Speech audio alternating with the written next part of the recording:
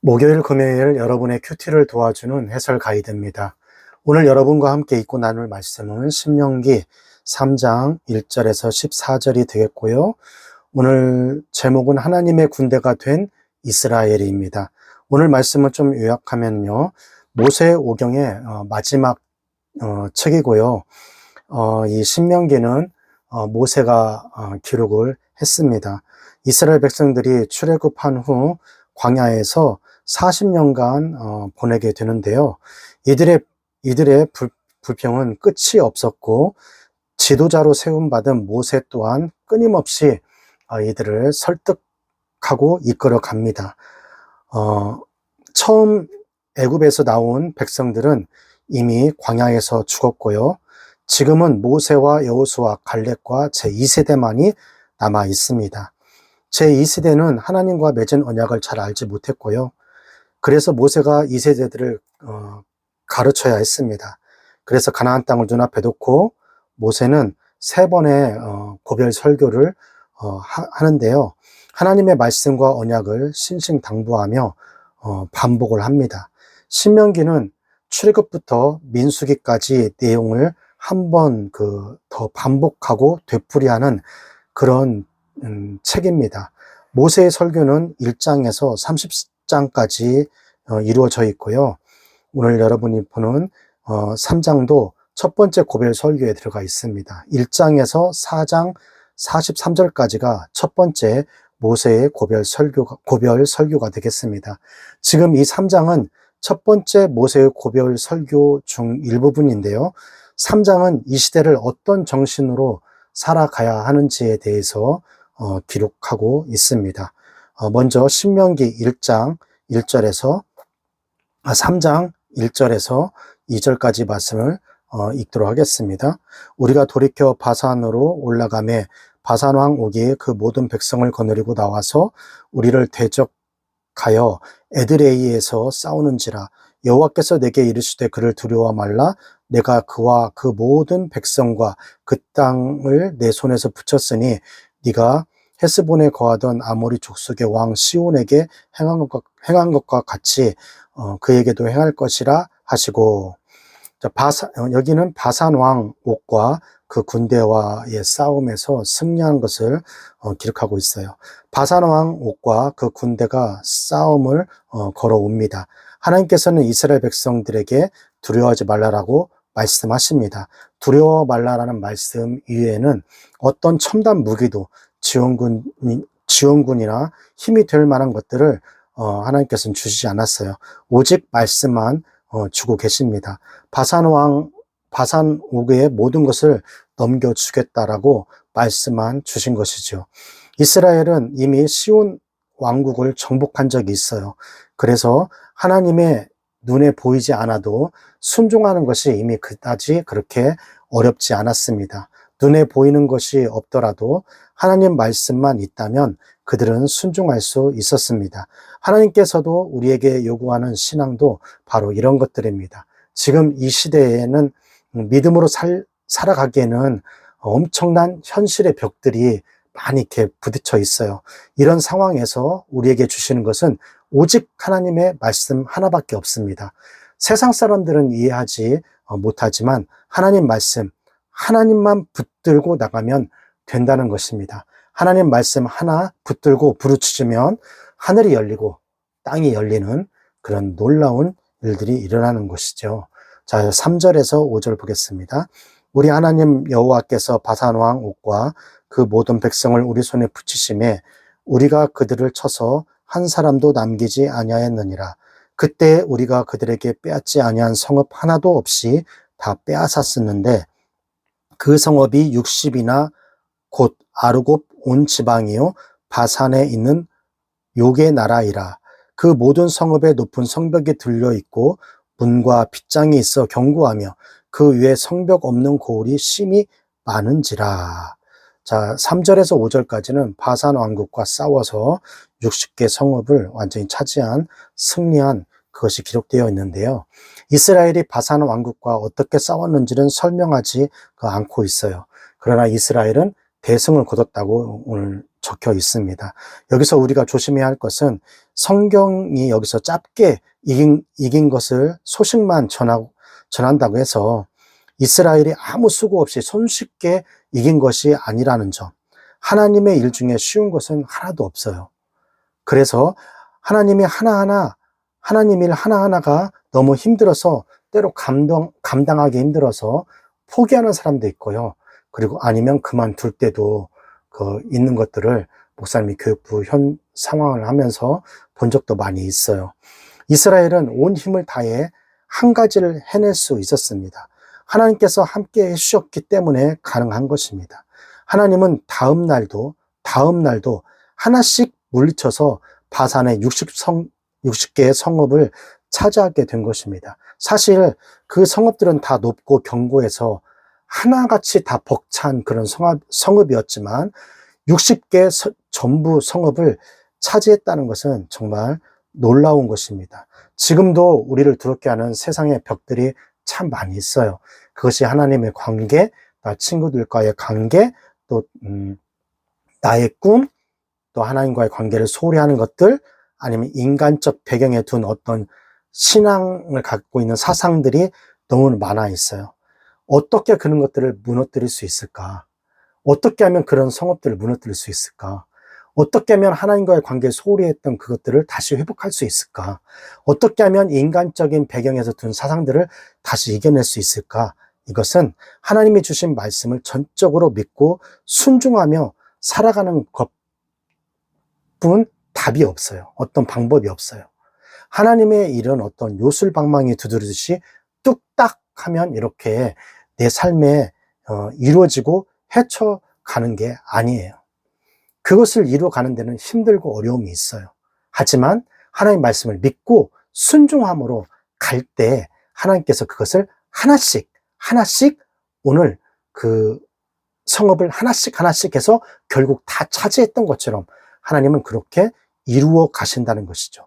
출애굽 2세대가 1세대 엄마 아빠 세대와 다른 점은 무엇이었나요? 그것은 하나님이 주신 말씀을 놓치지 않고 끝까지 붙잡았던 2세대의 그런 믿음이 있었기 때문에 그런 거예요. 믿음이 없는 부모 세대의 아픔을 경험했기 때문에 우리는 그렇게 하지 말자라는 그런 믿음이 있었기 때문에, 경험이 있었기 때문에 그렇게 하나님을 붙잡았다는 것입니다. 6절에서 10절. 우리가 헤스본 왕 시온에게 행한 것과 같이 그 성읍들을 진멸하되 각 성읍의 남녀와 유아를 진멸하였으나 오직 모든 육축과 그 성읍들에게 탈취한 것은 우리의 소유로 남았으며, 그때 우리가 요단강 이편 땅을 아르논 골짜기에서부터 헤르몬 산에까지 아모리 족속의 두 왕에게 취하였으니, 헤르몬 산을 시돈 사람은 시뇽이라 칭하고 아모리 족속은 스닐이라고 칭하였느니라. 우리의 취한 것은 평원의 모든 성읍과 길르앗 온 땅과 바산의 온 땅 곧 옥의 나라 바산 성읍의 살르가와 에리레이까지니라. 여기 보면은 6절에서 10절에 보면은 이스라엘이 적군을 철저히 멸망시키는 것을 볼 수가 있어요. 우리가 여기를 보면은 남녀 유아를 못멸하고 모든 것들을 다 진멸하라고 얘기를 했잖아요. 사랑의 하나님께서 어떻게 이러한 명령을 내릴 수 있을까? 이런 의문도 들지만은 이런 행위는 대량 학살이라는 점에서 좀 다릅니다. 이스라엘의 정복 전쟁은 가나안 땅을 하나님의 땅으로 만들기 위한 거였어요. 신이 통치하는 국가, 사람이 왕국이 통치하는 국가가 아니라 신이 통치하는 그런 국가를 만들기 위한 거예요. 그렇기 위해서는 죄가 근절돼야 했기 때문에 그 죄악의 근절을 위해서 하나님께서는 이렇게 남녀 유아를 막론하고 모두를 다 죽이라는 것이었던 것이죠. 사도 바울도 죄에 대해서는 피 흘리기까지 대항하라고 했습니다. 혹 여러분, 우리 안에 아직도 죄가 있다면, 아직도 우리 안에 죄악이 남아있는 것 있다면 완전히 제거해야 하는 것이죠. 죄는 아무리 달콤해 보여도 그것은 결국은 내 영혼을 파멸로 몰고 가는 그런 행위란 것을 잊지 마시기 바랍니다. 11절에서 14절. 르바임 족속의 남은 자는 바산 왕 옥분이었으며 그의 침상은 철침상이라 지금 오히려 암몬 족속 라빠에 있지 아니하냐. 그것을 사람의 보통 규빗으로 재면 그 장이 9규빗이요 광이 4규빗이라. 그때 우리가 이 땅을 얻음에 아르논 골짜기 곁에 아로엘에서부터 길앗 산지 절반과 그 성읍들을 내가 루벤 자손과 갓 자손에게 주었고, 길앗 남은 땅과 옥의 나라에 이었던 아르곳 온 지방 곧 온 바산으로는 내가 므낫세 반지파에게 주었노라. 바산을 옛적에는 르바임의 땅이라 칭하더니 므낫세의 아들 야일이 그 술 족속과 마아갓 족속의 경계까지의 아르곱 온 지방을 취하고 자기의 이름으로 이 바산을 하롭 야일이라 칭하여 오늘날까지 이르느니라. 자, 여기 보면은 11절에서 14절까지는 바산 왕 옥의 침대 이야기가 나오는데요. 바산 왕, 옥 왕이 썼던 침대는 철로 만들었고요. 그 규격은 가로가 2m, 세로가 4.5m의 침대였어요. 이것을 볼 때 체구가 범상치 않았다는 거예요. 그럼 이거 무엇을 말하냐면, 이런 큰 체구를 가지고 있는 옥이라는 왕도 하나님의 백성인 이스라엘을 저지하지 못했다는 것을 오늘 설명하고 있는 것입니다. 하나님의 뜻을 저지할 수 있는 어떠한 육적인 것들은, 어떠한 것도 하나님의 뜻을 막을 수 없다는 것을 오늘 다시 한번 이야기하고 있습니다. 자, 여기까지가 신명기 3장 1절에서 14절 말씀이 되겠고요. 오늘 말씀을 통해서 우리는 무엇을 묵상하고 또 무엇을 적용해야 할까요? 첫 번째, 골방에서 기도하고 세상에 나가서 선포합시다. 40년 전 10명의 정탐꾼들이 부정적인 이야기를 했어요. 그래서 그것 때문에 두려워하고 낙심하고 겁을 먹고 있었지만은 똑같은 조건에서 1세대는 두려워했었어요. 그러나 지금 똑같은 그런 2세대에게는 그렇지 않고 이 어려운 명령을 해내는 그런 모습들을 우리가 오늘 성경을 통해서 볼 수가 있었어요. 자, 2세대들이 그렇게 어려운 그 명령을 성취해냈다는 것은 정말 1세대들의 부모들이 얼마나 하나님의 징벌을 받는 그것에 두려워하고 우리도 그렇게 될 수 있다는 것을 알고 2세대들은 하나님 말씀을 순종하고 그 말씀 지키기에 더욱더 매진했던 것이죠. 어려운 명령을 순종했다는 것, 쉬운 명령을 순종하는 것과는 차원이 다릅니다. 어려운 명령을 순종한 것은 더 하나님께서 기뻐하신다는 거예요. 쉬운 명령을 순종하는 것보다. 왜 그러냐?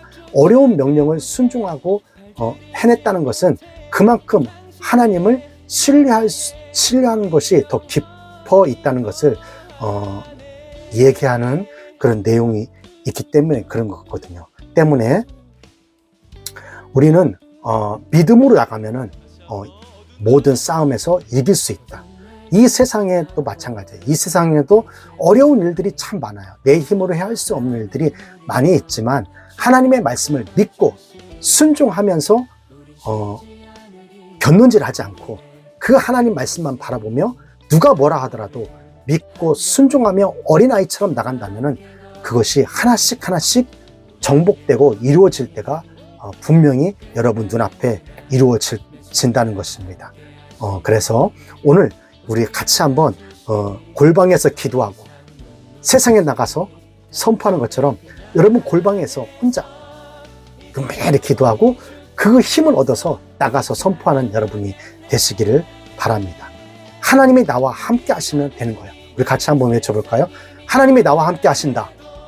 외쳐보세요. 시작! 하나님 나와 함께 하신다. 이미 나는 해결받았다. 이미 나는 응답 받았다. 하나님 말씀에 의지하면서 나간다면 우리가 생각지도 못한 값진 선물들을 하나님께서 예배해 주실 것을 확신합니다. 오늘 하루도 그런 기적 같은 하나님을 경험하는 놀라운 하나님을 경험하는 하루가 되시기를 주님의 이름으로 축복합니다. 교육부 구호 외치고 오늘 큐티 마치도록 하겠습니다. 교육부 구호 시작! 공부 잘해 남주자, 돈 많이 벌어 남주자, 은혜 많이 받아 남주자.